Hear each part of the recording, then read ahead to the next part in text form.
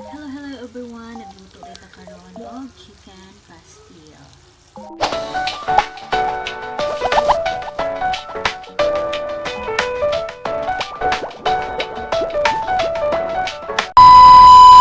So, gipapukalo na to ang chicken. Nagutang lang ta og luya para mawala ang lansa.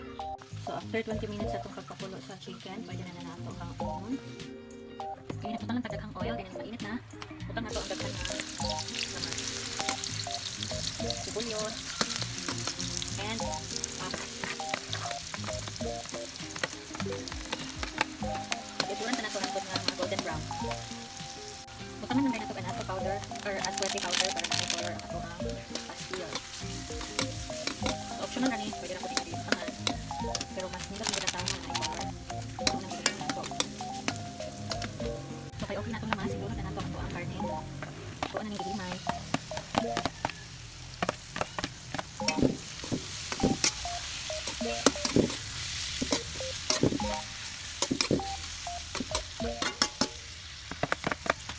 Sunod is magbutang taog, paminta, and ito ang pangkuan is toyo. So alam niyo siya, kayo na maayo hantod na may higit. Ano ito may toyo.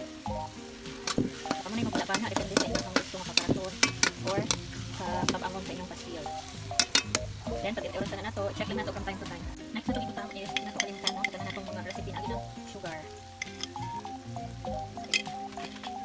Then kayo balik. Dapat kuan lang hinay ato ang kalagi para din ako. Muna bahala kung ano yung bitchin or sa pangkalasa ng so ako is magutang ako gamay lang kayo nga bitchin.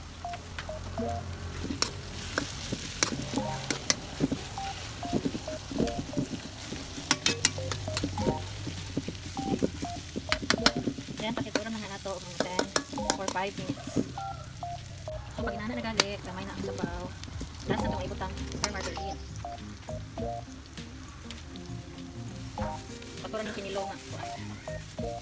Paturan na nato ang atong baras na ibutang.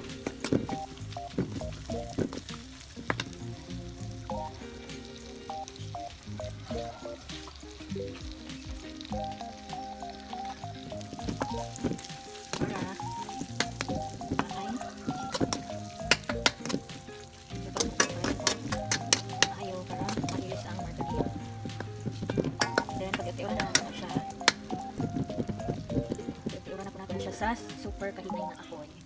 So, pag iman na, luto na ang chicken pastil. Thank you all for watching. So, ayan, pwede na tayong kaon.